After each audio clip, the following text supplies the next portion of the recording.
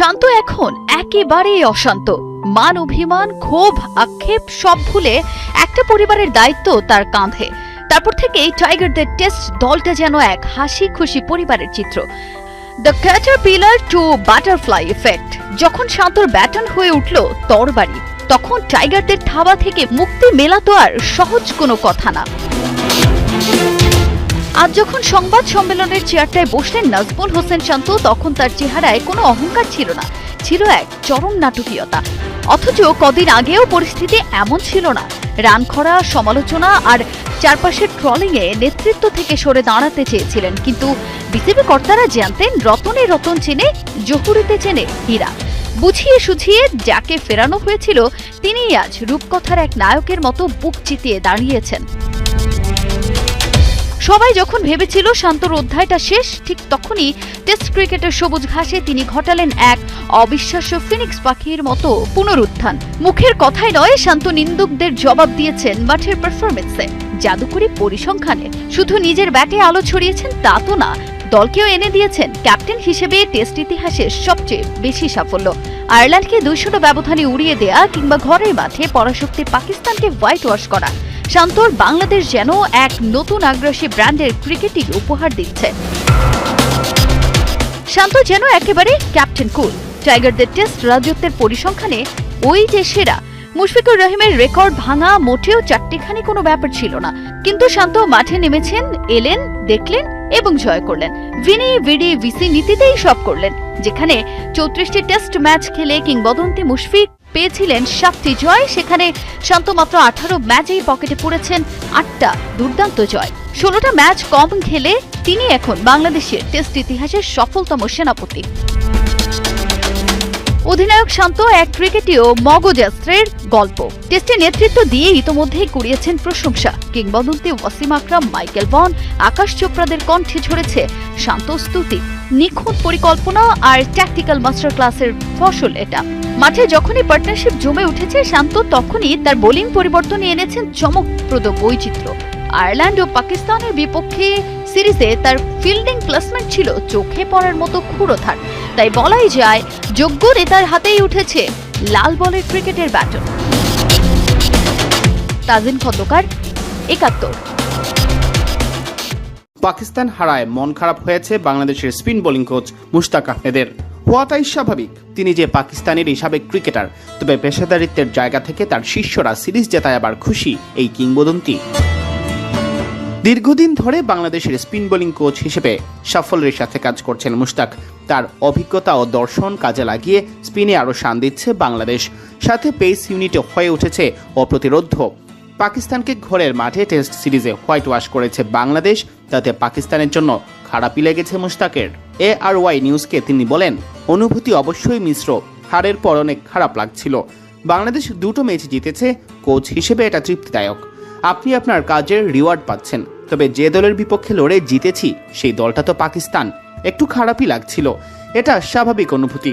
তাই সত্যি বলতে খারাপ লাগছিল। গ্রুপ ফটোতেও আমি ছিলাম না। বাংলাদেশ ভালো খেলেছে নাকি পাকিস্তান খারাপ খেলেছে, এই প্রশ্নের উত্তরে বাংলাদেশের প্রশংসা করেছেন স্পিন কোচ। তিনি বলেন, বাংলাদেশ অনেক ভালো খেলেছে। আমি এর কারণও জানাচ্ছি। আমরা 5 বোলার নিয়ে একাদশ সাজিয়েছি, এটা সবচেয়ে বড় কারণ। টেস্টে আপনি 600 রান করলেও প্রতিপক্ষের 20 উইকেট তো নিতেই হবে। বাংলাদেশ অনেক স্মার্ট ক্রিকেট খেলেছে। এই সিরিজে মাঠের লড়াই হয়েছে জমজমাট। ব্যাট বলের লড়াই ছাপিয়ে লড়াই হয়েছে মুখের কথাতেও। স্লেজিং পাল্টা স্লেজিংয়ে বিশেষ করে জমে উঠেছিল সিলেট টেস্ট। মোহাম্মদ রিজওয়ান ও লিটন দাসের উত্তপ্ত বাক্য বিনিময় তো ক্রিকেট দুনিয়াতেই ফেলে দিয়েছে আলোড়ন। এর নেপথ্যেও ছিলেন মুশতাক। সিলেট টেস্ট জিততে 437 রান প্রয়োজন ছিল পাকিস্তানের। জিততে হলে গড়তে হতো রান তারার বিশ্ব রেকর্ড। তবে এক পর্যায়ে অসম্ভব সেই কাজটি সম্ভব মনে হচ্ছিল যখন রিজওয়ান উইকেটে থিতু হয়ে নিচ্ছিলেন বাংলাদেশের কঠিন পরীক্ষা। তখন বারবার সাইড স্ক্রিনের সামনে মানুষের উপস্থিতি নিয়ে আপত্তি জানাচ্ছিলেন, কখনো আবার চোট পাওয়া বা টান লাগার ভনিতা। এতে বিরক্ত হয়ে লিটন কথার লড়াইয়ে লিপ্ত হন রিজওয়ানের সাথে। এখানেই শেষ নয়। রিজওয়ানকে উত্ত্যক্ত করতে শান্ত ও লিটন উর্দু ভাষায় কথা বলেন। এবার জানা গেল এসব পরামর্শ দিয়েছিলেন বাংলাদেশ দলের পাকিস্তানি কোচ মুশতাক নিজেই। তিনি বলেন, আমি লিটনের সাথে কথা বলেছি, রিজওয়ানের সাথেও কথা বলেছি। তারা রিজওয়ানকে হতাশ করার চেষ্টা করছিল। আমি আসলে ওদের বলে দিয়েছিলাম যে রিজওয়ান যদি তোমাদের সাথে এমন করে, তোমরা ওর সাথে এমন করো। টেস্ট ক্রিকেটে এই স্লেজিং মোটেও দোষের কিছু নয় বলে দাবি তার। মুশতাক বলেন, এটা আসলে দৃষ্টিকটু নয়। স্লেজিং টেস্ট ক্রিকেটের সৌন্দর্য, মনোযোগ নষ্ট করা, উত্ত্যক্ত করা। অস্ট্রেলিয়ান খেলোয়াড়রা এই কাজটা অনেক বেশি করে। রিজওয়ানের ভাষ্য হলো, সামনে একটা লোক দাঁড়িয়ে আছে, ব্যাট করতে সমস্যা হচ্ছে, এখানে আমার দোষ কোথায়? লিটনও হতাশ ছিল, কারণ রিজওয়ান এমন সব শট খেলছিল যা ওরা আশা করেনি। দুজনেরই পরস্পরের প্রতি শ্রদ্ধাবোধ আছে। ম্যাচের পর সব ঠিক হয়ে গেছে।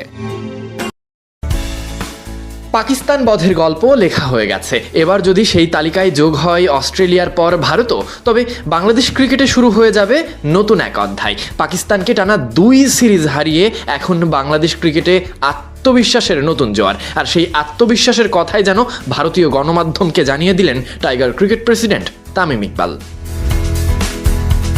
টাইমস অফ ইন্ডিয়াকে দেওয়া সাক্ষাৎকারে নিজের, দেশের, টাইগারদের, এমনকি বদলে যাওয়া ক্রিকেটের গল্প শুনিয়েছেন তামিম। প্রসঙ্গ আসতেই বলে বসেন, বাংলাদেশ আর শুধু নিজেদের মাটিতেই স্পিন নির্ভর ক্রিকেট খেলতে চায় না। পাকিস্তানের বিপক্ষে 2টি টেস্ট ম্যাচে সবুজ উইকেট বানানো হয়েছে ইচ্ছাকৃতভাবে।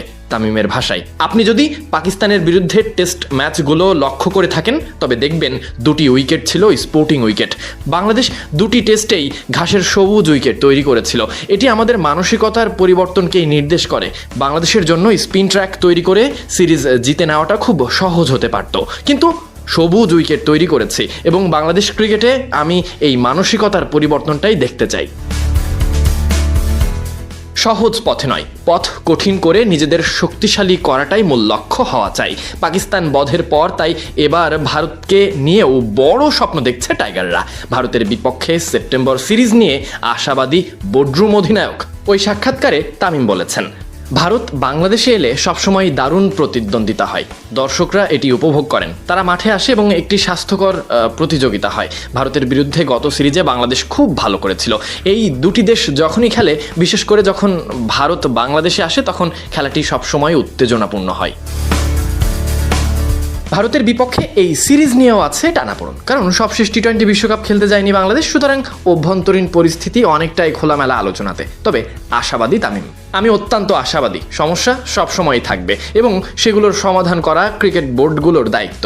তিনি আরও বলেন, পুরনো সমস্যাগুলো আরও ভালোভাবে সমাধান করা যেত, সেক্ষেত্রে টি-20 বিশ্বকাপের নতুন পথও বের হতো। যাই হোক, আপাতত দেশের ক্রিকেটের ড্রেসিং রুমে স্বস্তি পাকিস্তানকে হারিয়ে। শুধু কি তাই, পাকিস্তানকে তাদের মাটিতে হারিয়ে এবার নিজেদের মাটিতেও হারিয়েছে বাংলাদেশ। আপকামিং সিরিজ বলতে এবার অস্ট্রেলিয়া। তামিমের স্পষ্ট বার্তা, বাংলাদেশ এখন আর শুধু অংশ নিতেই মাঠে নামছে না, বড় দলগুলোকে হারানোর মানসিকতা নিয়েই মাঠে নামছে। সুতরাং ভারত বাংলায় পা দিলে তাদেরও বধ করা হবে। ঘড়ির কাঁটায় টিকটক ফুটবল ভক্তদের ছটফট।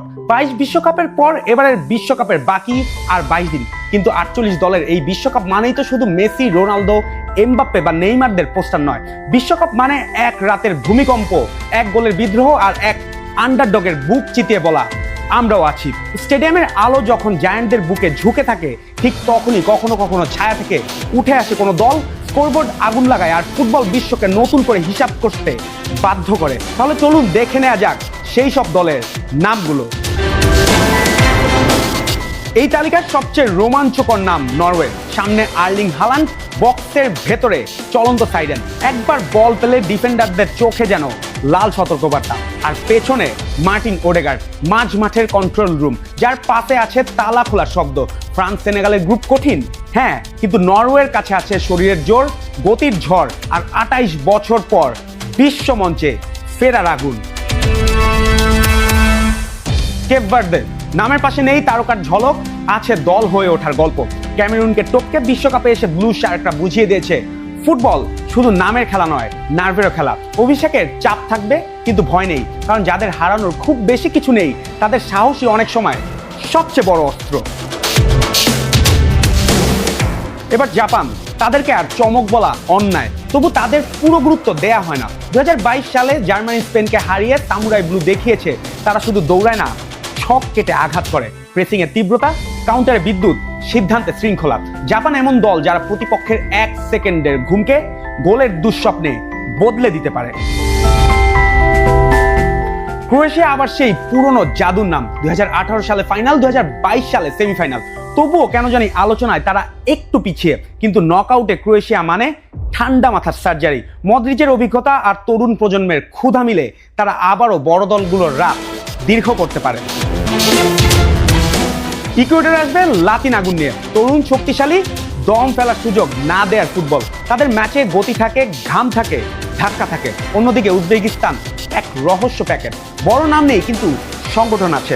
বয়স ভিত্তিক ফুটবল থেকে উঠে আসা এই প্রজন্ম বিশ্বমঞ্চে অচেনা বলেই তো এখনো বিপজ্জনক। তবে সব দল রূপকথা হবে না। কুরাতাওর বিশ্বকাপ ওঠাই ইতিহাস, কিন্তু অভিজ্ঞতার ঘাটতি তাদেরকে আটকে দিতে পারে।